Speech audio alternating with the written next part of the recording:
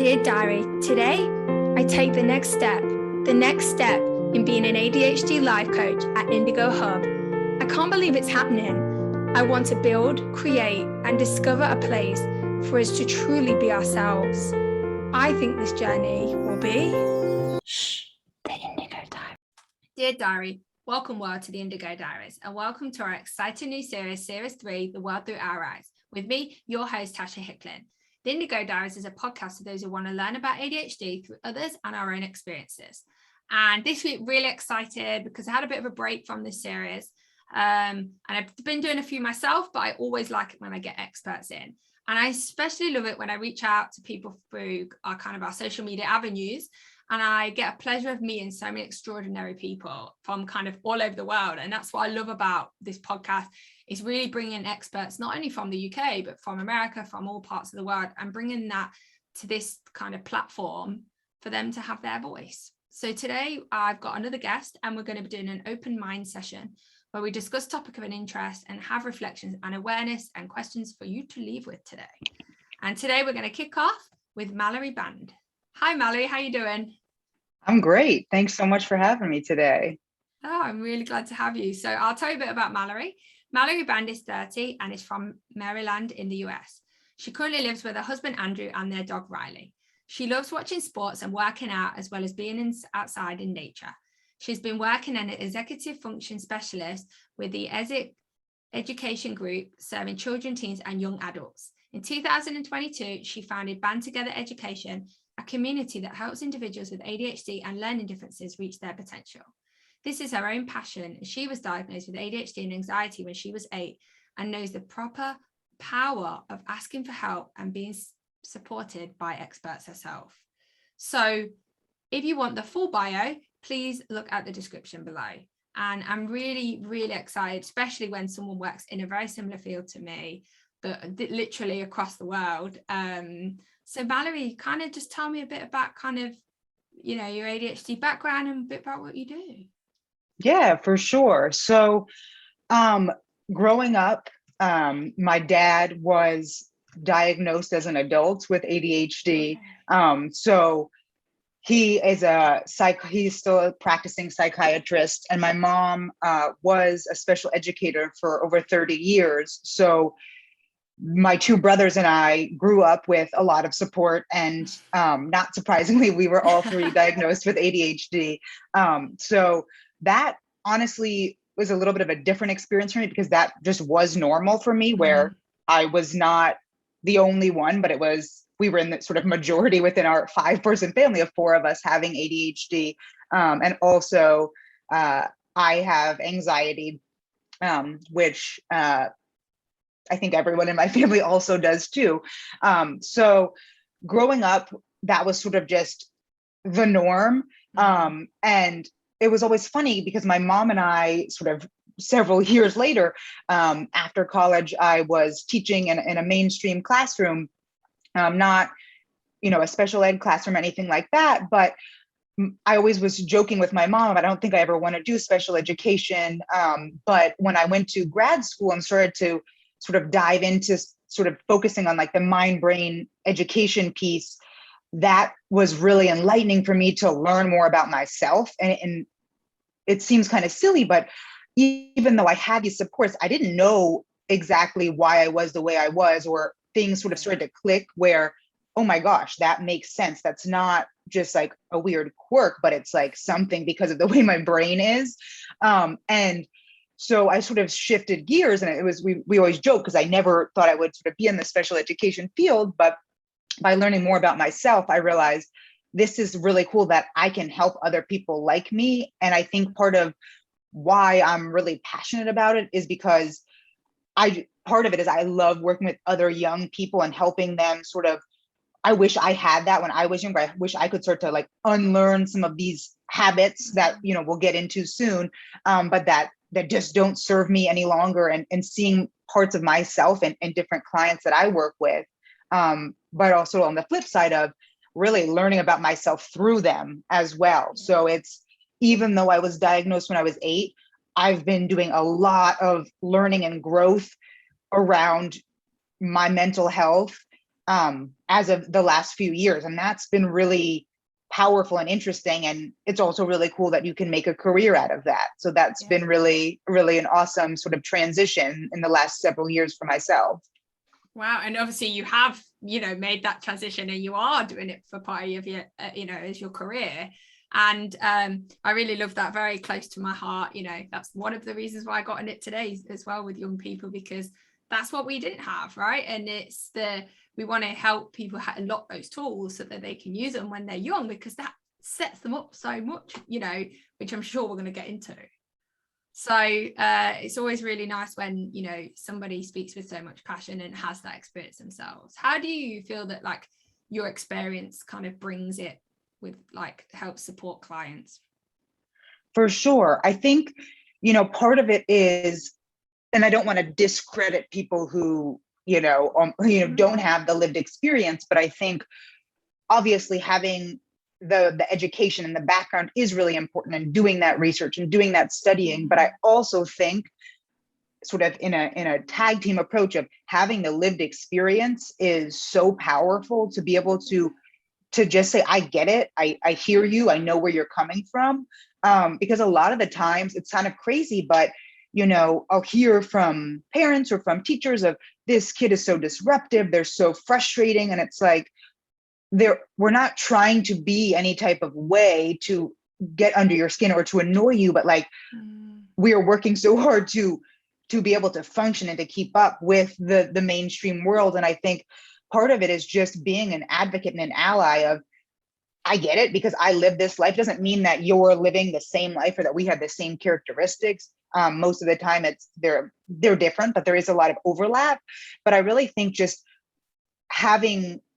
being able to relate and be vulnerable with your clients can be really helpful. And that's something that, especially with the young adults who are a little bit more mature and can have those deeper conversations, that's been really powerful. And, finding a fine line between how much is appropriate to share and, in that professional setting, of course. But I find that helps build a relationship and make it really a powerful and trusting one, because, it's not just like, well, just do it, just try harder. It's like, I get that, when it comes with my anxiety and someone just tells me, think happy thoughts. It's like, well, that's not a thing. That doesn't work for me. I'm not trying to be anxious, or I'm not trying to, that this is what's going on in my brain here. And I'm trying to combat that. So sort of a really long and sort of twirled answer, if you will. But I think I think being able to relate to clients is so powerful. And I think that's part of, why I think that part of why I feel like I'm really qualified and good at what I do, is because I get it. And I can come from that lens.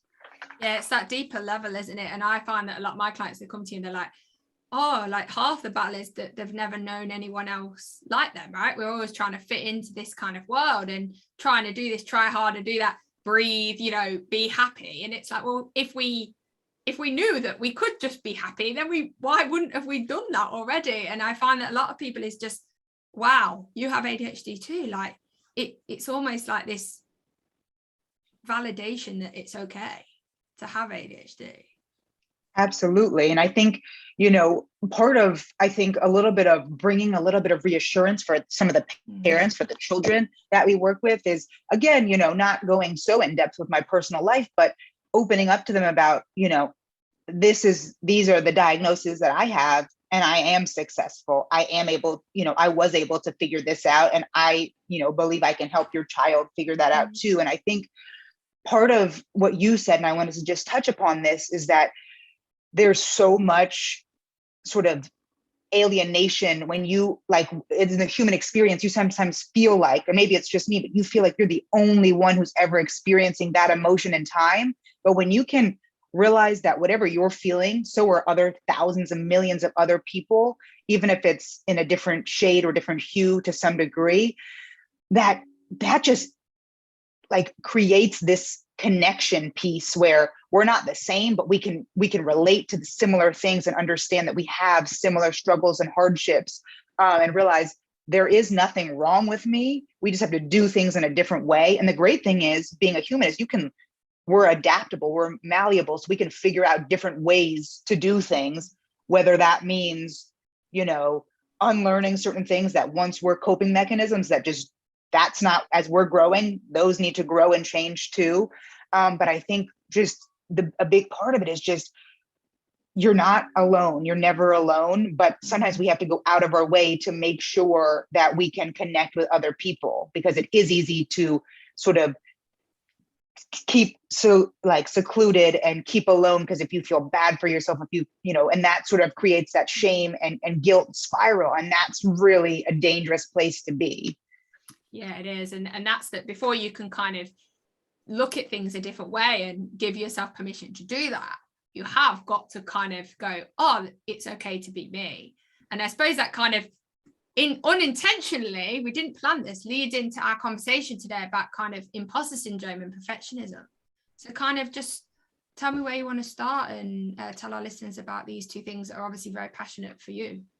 Yeah, for sure. And, you know, I think part of if we just backtrack for a second, part of like the self-discovery is I didn't necessarily have like labels for these things until recently. I had these feelings and emotions, but I didn't know, you know, exactly perfectionism. Yeah, I did know more about that, but in terms of like imposter syndrome and also, you know, rejection sensitive dysphoria, I didn't know what those things were. And when I learned about them, it's like, I'm not crazy, but that's a real thing. And that makes a lot of sense. And that's connected to ADHD. Oh my goodness, this is like mind blowing.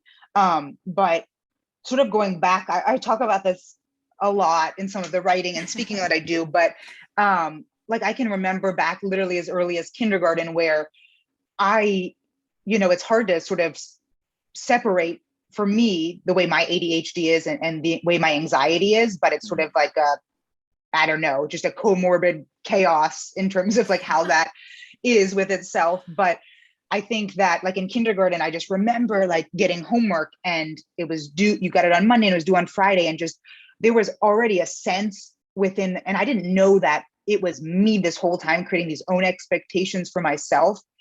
But I had, there was so much urgency where I had to do it. And I had to do it perfectly right now. I couldn't wait. I couldn't wait to tomorrow to do it. It had to like happen immediately. And I think a lot of this with sort of the perfectionism was like almost, you know, I have to overcompensate for other things that I feel really insecure about. So, you know, I don't know, as I got through middle school and high school as well, I was always getting good grades. I was always a very strong student, but it seems sort of silly having like getting all A's, but never sort of categorizing myself as a smart person.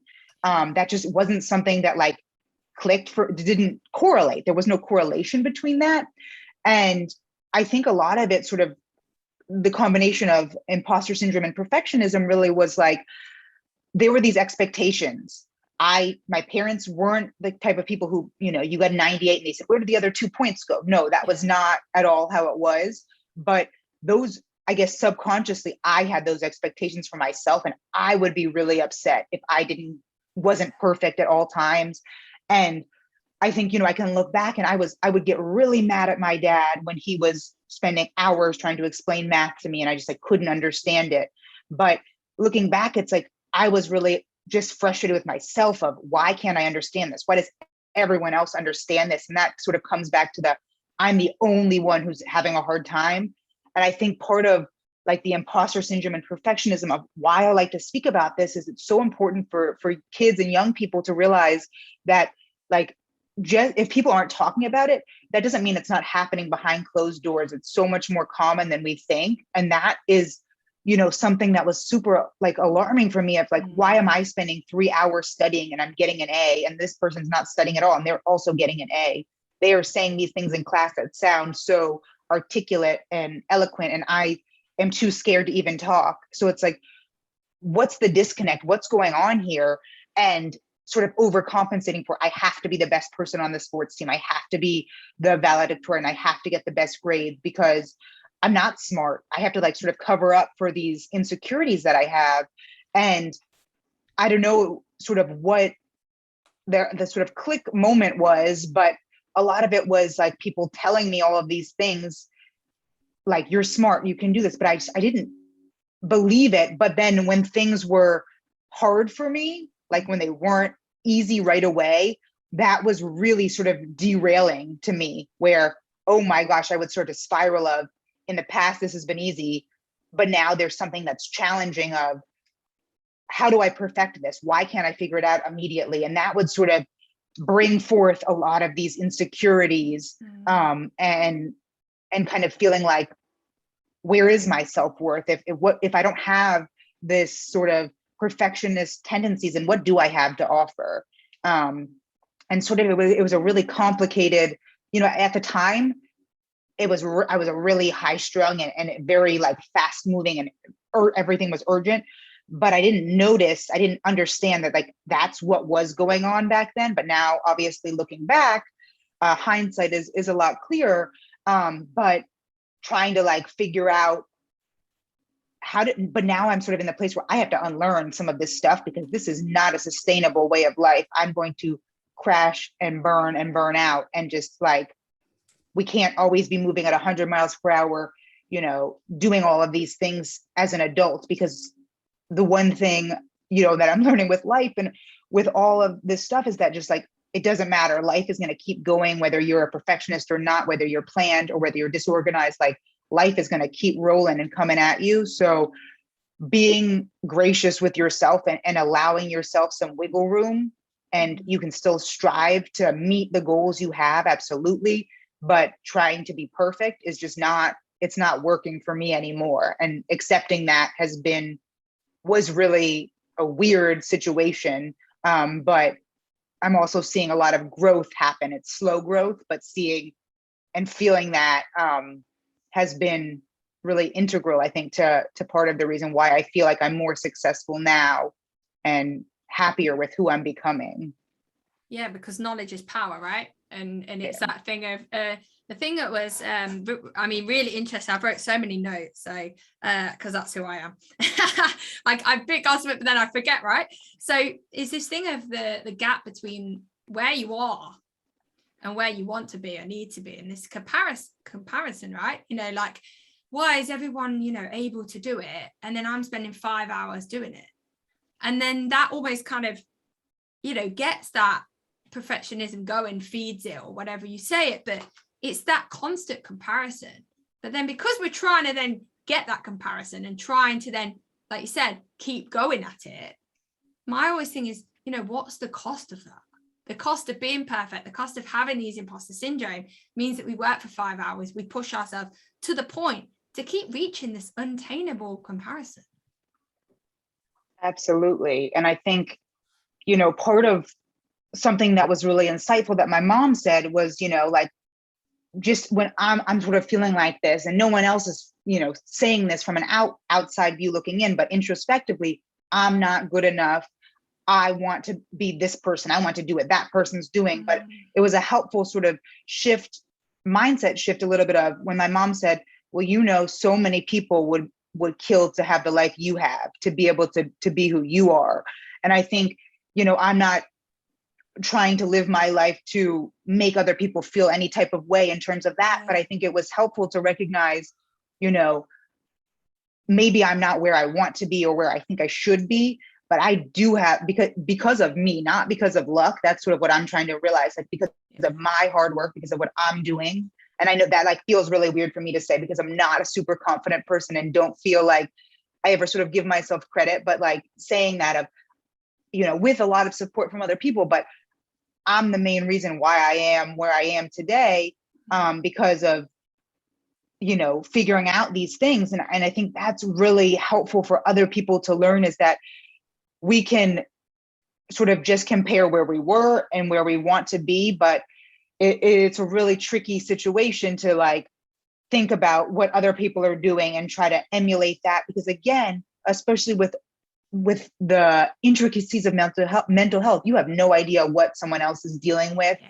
And I think this is sort of a non sequitur, but I think part of what's sometimes frustrating for me is like, people will say, oh, you have ADHD. I don't know. Like, you're smart, you're organized, you do this. And it's like, you don't see these things, but don't discredit what's going on inside, because I'm working so hard to, I'm not, I'm trying not to mask all the time and do all of these things, but there's a lot of stuff that like I have to do that maybe a neurotypical person doesn't need to do to be able to get up and function throughout the day, dealing with anxieties, dealing with insecurities. And I'm not by any means saying like, oh, I'm feeling sad for myself, boo-hoo.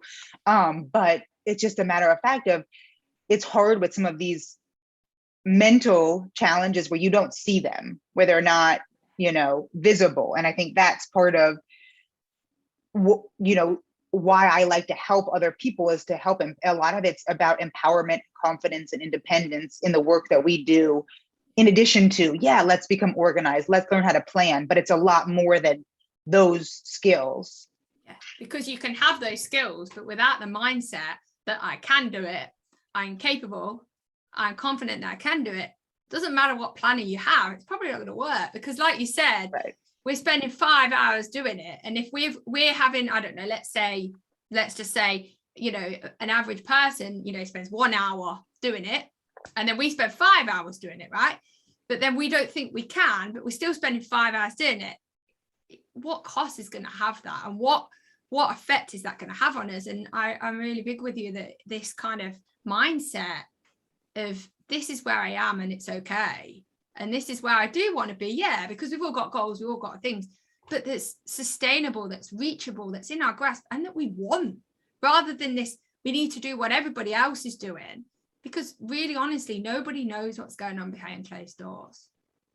Exactly. And I think one of the other things that it was, and certainly still is, so challenging for me, but part of the way to make life more sustainable and doable with these I sort of think about it as like a three-headed monster we've got, perfectionism, rejection sensitive dysphoria, and imposter syndrome. And part of the way to sort of like quiet that down is like, we have to learn how to set boundaries. And that's something that has been like, nope, never going to do that. Like, that's not something I've ever done in my whole life before. And literally, I started to do that. And someone who, told me, like, whoa, you've been so weird lately. And it's like, okay, that's like that, those are the types of comments, but part of like figuring out the imposter syndrome and figuring out my own confidence and finding a balance between where I am and where I exist is that I'm not in charge of worrying about how other people feel. And that's really hard with my ADHD because I am so incredibly empathetic that it's almost like too much, where I start to worry about how everyone else is going to be rather than what I actually want and what I need to do. And I think that's like part of the imposter syndrome of, if I don't say yes, the opportunity will never come back, or they're not going to ask me to do it again, or I have to say yes to every single thing, even if I don't care or don't want to do it. But that leads to exhaustion, that leads to burnout, that leads to fatigue. And, setting boundaries has been something that, just like learning, I don't have to do this. I don't owe anybody anything. And like, I'm not going to ever be rude. I'm not ever going to be disrespectful, but they can get over it. If I say, no, I can't do that right now, I don't need to, like with my ADHD, I will give you if I'm talking about Tuesday, I'm going to give you the whole 2 Tuesdays before about what's happened leading up to that, because you might need that information. And that's like how it is. So I'm a chronic oversharer, but like part of setting boundaries is I don't need to give you that information. I don't need to tell you why. I don't need to give you any of that. And I think that's been super uncomfortable, because I'm like, what if the person thinks like something's wrong with me, or that I'm stupid for turning this down? But it's like, this is my life. I'm really not going to let someone else drive it, because that is creating like a sense of like this paranoia within me. And it's like, that's not a sustainable lifestyle. So would I say I'm really good at setting boundaries right now? No, but am I conscious of it? And I think that's a huge first step of let's quiet some of these perfectionist tendencies and this imposter syndrome and RSD of, I need to do what's best for me at this moment. And it might look different in a month from now, but I need to meet myself where I am, just like we would meet our clients where they currently are, not where we think they should be based on their, chronological age. It's where are they right now based on their, behavioral age or cognitive age. So I think that's sort of like a correlation. I'm not even sure what the question was, and I'm not sure if that answered it, but that was a whole lot of information. No, but you can tell you're passionate about it, and it really hits home. And I've wrote loads of things down. 3 monsters, I like that. But it's this thing of whatever those monsters are, you know, RSD, imposter syndrome, perfectionism, or whatever they are, it's this thing of they're monsters. They're not reality. They're not. Right. Then they are our reality, but they don't feed you. They don't give you what you need. Right. They're not the best thing for you, but we make ourselves, we have ourselves to thinking that you've got to be like this, you've got to do this, you've got to meet this expectation, because that's what, you know, I'm not going to go into society and culture and all that, but that's what everything does for us, that we've got to meet this. And then when you get that understanding, that's when obviously we can change that. And I think that's a good place for a pause. And we're going to come back and we're going to start to talk about how to kind of unlock those three monsters. Yeah, for sure. Thanks, Mallory. And we're out.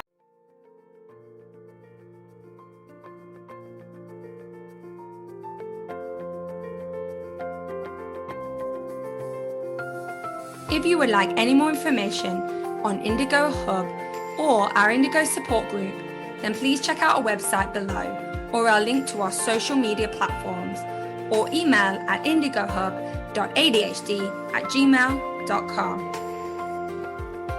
If you would like to offer any comments, feedback, get support, or if you're interested in the world hearing your story, then please reach out through any of our avenues.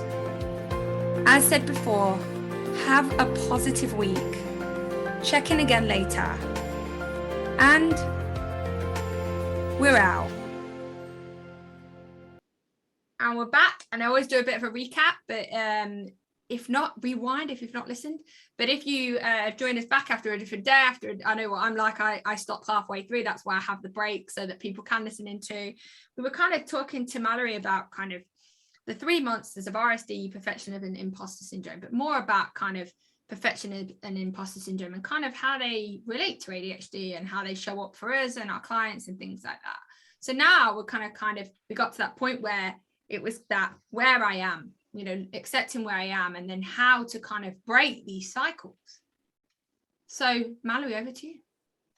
Yeah, I think, you know, there are a lot of things, and it's much easier said than done. But I think the more, it is helpful for even me to talk about it, so then I can start to re-ingrain and sort of rewire, you know, my brain into really believing it, because I know that it works. But I think one of the main things is, and this is something, again, that my mom and I talk about a lot, that I try to help my clients understand, but like, find an experience where you were successful in the past, and let's use that to help you focus on where you currently are. So, you know, we can do hard things. You know, maybe it's not the same exact experience, but like maybe 2 years ago, you applied to a job, you got the job, and now here you're going through a really tricky situation where you're trying to, I don't know, come up with, you know, propose something at work, or try to start your own business, or whatever it is. Maybe that's close enough to a parallel experience, and figure out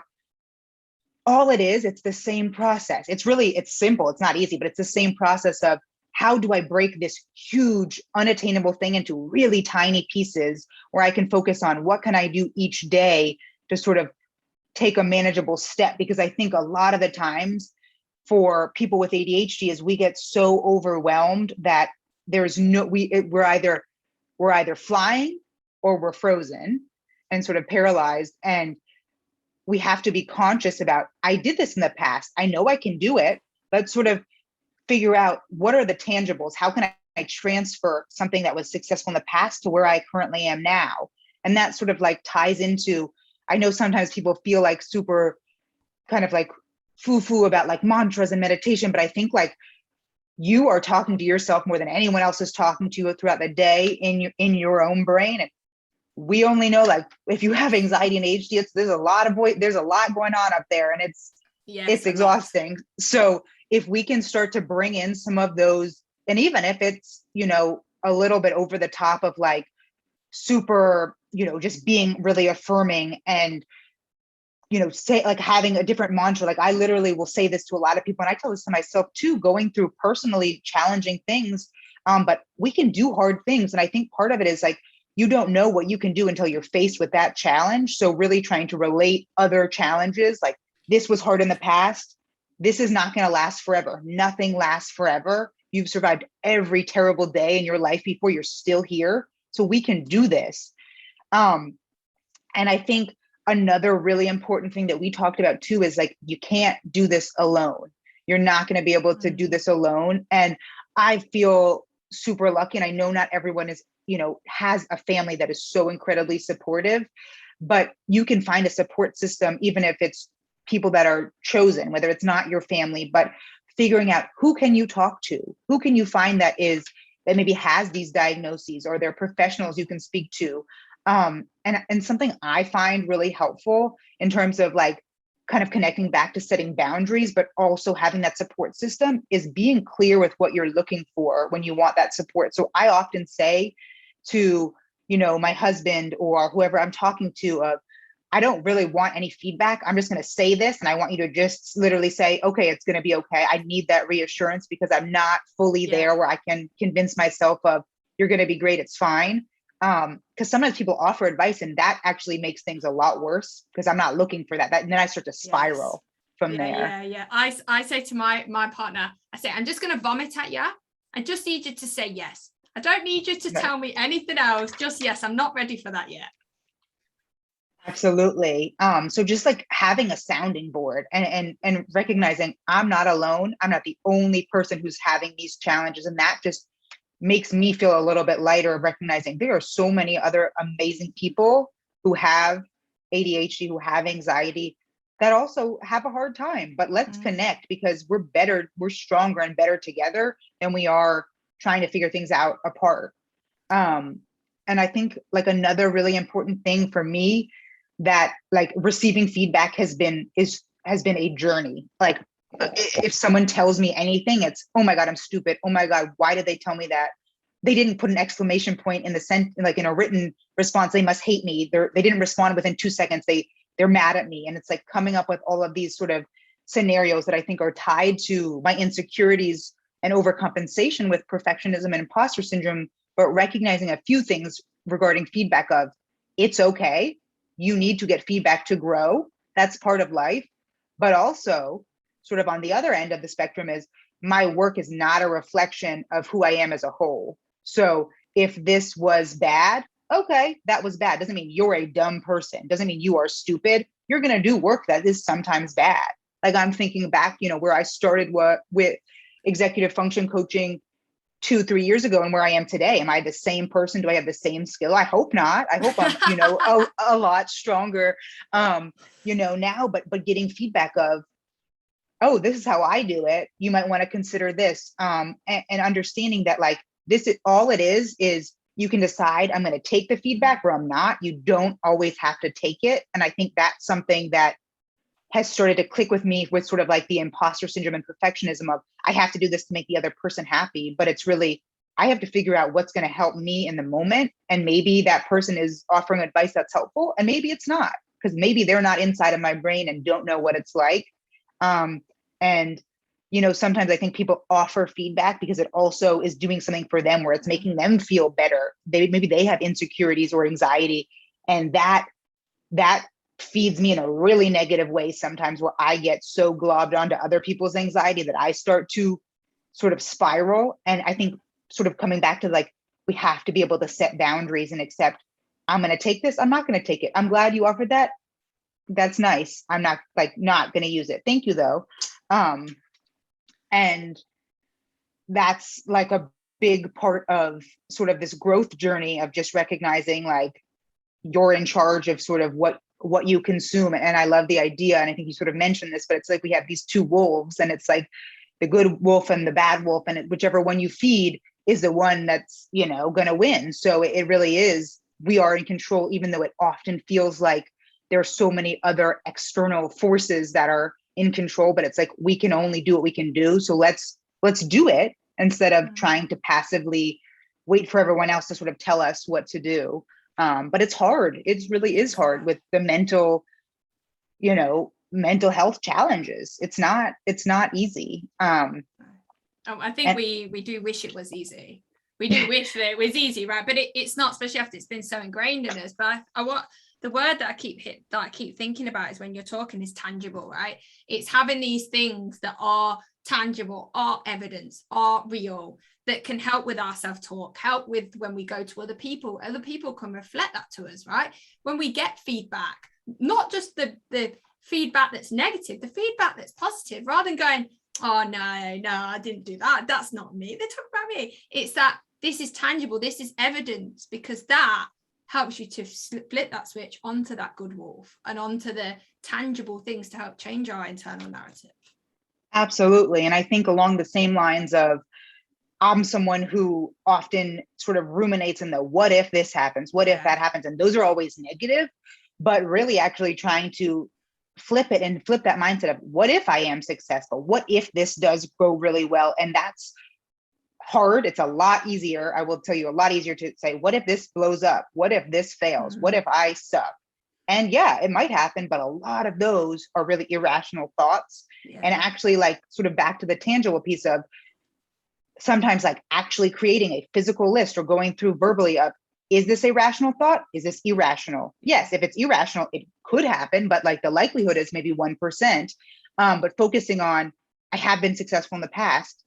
I have to prepare, but I'm probably going to still be successful. You know, it doesn't just happen because we want it to happen, because we wish it, we think it to happen, but the thinking and the mindset does play a big part. And I think we sometimes underestimate how powerful that is, because again, like we sort of talked about, we're in our head all day, every day, more than anyone else is. So we start to believe whatever we say, whatever we think most of the time. So we have to be intentional with the words we think, with the thoughts we think, and really creating room for growth and positivity. It doesn't need to be toxic positivity, because that's not helpful, but realistic positivity, you know? It was like what you were saying about boundaries though, you know, like you said, like, I'm really trying with boundaries, right? And it's about what I need. But in order to give yourself what you need and set a boundary, you've got to actually realize the worth of why you need it, right? And it always comes back to you. And I always say, like, when people come to me and they go, can you help me do a diary? Diary, productivity. But usually a lot of it is not actually doing that. It's the mindset of before you even start doing it. Because if you don't feel like you can, you're not going to get up and keep going. And there's no system that's going to work, because even if you've got these thoughts, and that's why when you were saying about setting boundaries, you were saying, you know, I need them. I don't always do it, but I know I need them. It's conscious, and it's about bringing those unconscious thoughts of perfectionism and imposter syndrome to the forefront and making it conscious. Definitely. And I would sort of add on to sort of the conscious part of that is just, again, recognizing like my productivity is not a reflection of my self-worth or value, being conscious of that, and also being conscious and understanding that every day is going to look different. It's going to look different. So if I'm really productive one day, doesn't mean I can be 100, 100, 100. I can't sort of emulate that and mimic that every single day. So being gracious with yourself or realizing it's going to ebb and flow. Some days you're not going to do maybe as much as you wanted to, and that's okay. But being conscious of, did you get up? Did you do at least something? Did you go to bed? Like, that can be a win some days. If you can't do anything else, that might be what your productivity looks like. And that's okay. And other days it might look like I ticked off 10 tasks. Awesome. But we can't do that every single day, and just accepting that it's dependent on our emotions, our mood, our sleep, you know, where we are. And that's okay, because that's normal. We're so into this like culture of wake up at 4 o'clock, you grind, you're an entrepreneur, you do everything by yourself. But it's like, yeah, maybe that does work for some people. That's certainly not working. Like, that's not a thing that's working for me. Like, I would be, you know, nosediving right into the ground with that, and just understanding that you have to take things one day at a time, and every day is going to be a little bit different. And that is uncomfortable. Like, I don't like change. I like the same routine, and that, you know, that's a whole nother situation with ADHD. But I think it's just for us to recognize, like, it's okay. Whatever it is, it's okay. And we have the capacity to be okay. We're going to be okay. Yeah. And that's that self-compassion, isn't it? You know, about having that it's okay. It's okay where I am. You know, I didn't get out of bed early on time. And this is true today. I did not get out of bed on time, but it's okay. I managed to get there. But we don't think, oh, I got there on time. We think, oh, I didn't get out of bed. Taking time and just going, it's all right. Absolutely. Yeah. So Mallory, kind of any last thoughts? I think just all in all of, it's really important to just meet yourself where you are, and no matter where you are, you were somewhere, further behind in the past. And even if it's one step ahead, that's still one huge step ahead of where you once were. So finding yourself, like, it's so hard to rely on ourselves to be proud of ourselves, instead of waiting for other people to say, I'm proud of you, good job, looking for all of this external praise. But really, part of the growth journey is being able to be proud of yourself. And I can't say that I'm like perfect at that. I'm certainly not. But catching yourself being good, like literally, I will, even if it's like something super silly, but to be really conscious of it, I'll just write down 3 things that I was proud of today, whether it's like I went to bed when I was supposed to, or I, got a phone call and I didn't sort of start to spiral out of control. I made a plan with it. And I just, like, no matter how small it is, every victory is a victory. So really, like, finding those high points in your day and building them up, so until you start to believe and get in that flow where, you sort of, that's what we need. We need to build ourselves up instead of waiting for everyone else to build us up. And it's hard, but I think that's part of the challenge. Yeah.